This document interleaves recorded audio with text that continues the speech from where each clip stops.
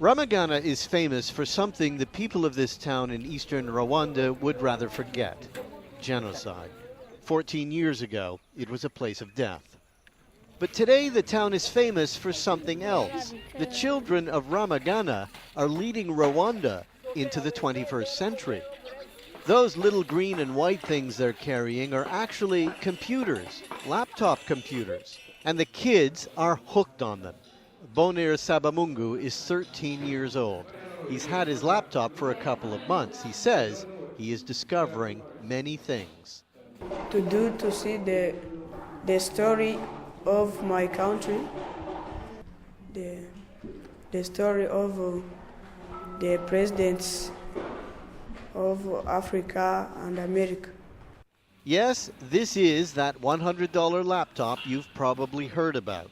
It was developed at MIT, and it is the centerpiece of the One Laptop Per Child initiative. The focus is on developing countries, and there are 31 nations involved. One laptop per child isn't just some catchy title, it's a real goal. One laptop for every primary school kid. And Rwanda is determined to get there before anyone else. One laptop at a time until it reaches 2.3 million. That's how many school children there are in this country.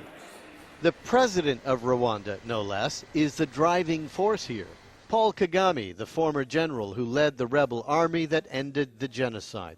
A brilliant strategist, he has calculated that Rwanda can leapfrog over other countries in Africa by creating a knowledge-based society. And he says that means making the entire country computer literate. Our goal is to continue raising means and ways to provide all primary school children in Rwanda with this important learning tool. Nicholas Negroponte is the MIT man behind the little computer that could change a lot of things in countries like Rwanda. He and Kagame shared the stage for the official One Laptop launch back in October. The audience, well, some were a little distracted. This is something between a toy and a tool. This is something that every child in this audience will feel is theirs. When you see the children clicking away, it's hard to believe that most of them don't even have a radio at home. That is the case with Bonheur, also Joyce, and it was intimidating in the beginning. When I first got it, I was afraid, he says, because I thought computers were only used by people who were very intelligent or who had graduated from universities. But now, he says, I'm very confident. She says, I was happy at first, but also worried I might break it and never get another one. And look at them now. They catch up very quickly. They learn so fast, they discover things, they are so curious. In a short period of time, they've raced way ahead.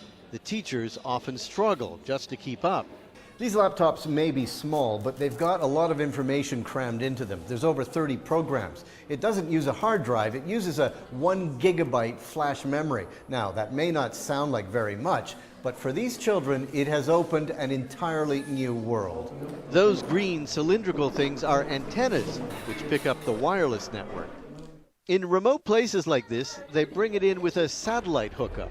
The ultimate plan is to make the entire country one big wireless hotspot. Before the laptops arrived in these schools, attendance was a problem. Classrooms were usually half full.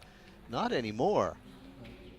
They also take their computers home on weekends, which is actually a big part of the whole idea. The logic is that the kids, keen, quick learners, will teach their brothers and sisters, their neighbors, and their parents. Bonheur spends a lot of time on the computer with his dad, Gerard. He is a patient teacher. I was not lucky enough to have this chance, like my son, he says, because I was born into a poor family. I don't understand how it works, he says, but my son shows me how to use it. In some places, we're finding that the parents wait for the child to go to sleep. And as soon as the child is asleep, they use the laptop. Hard to tell if Gerard is one of those nighttime surfers. He certainly looks innocent enough. He is, however, a very proud dad, and he believes the computer will only lead to good things for his son. Rubbing shoulders with the president isn't so bad. Bonaire was one of those kids in the audience on launch day, and he's got the picture of the president to prove it. School is out now, and the children at Ramagana Primary are on their way home. Some will walk past that genocide memorial. It may be just down the road, but what it represents is a long way from where these children are now. For World Focus, I'm Martin Seemungal in Ramagana in eastern Rwanda.